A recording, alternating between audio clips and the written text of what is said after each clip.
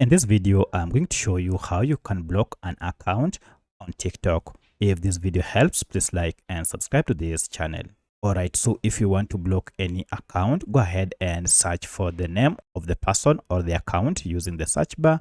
Or if it is among your followers, you can just search by followers and identify.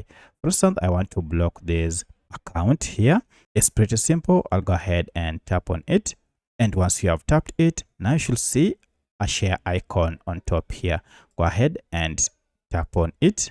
And now here we shall have more features. Among them is block. Go ahead and tap on block, and you're told by blocking them, they will not be able to send you messages, see your post, or even find your profile. This doesn't include extended scenario like multi-host live stream, videos posted by others, or group chats you both participate in. They will not be notified that you blocked them. So proceed and tap on block, and now here you can see this account has been blocked. So that's how you can block account on TikTok. If you have any other question, kindly let me know in the comment section. Otherwise, thanks for watching, and let's meet in the next video.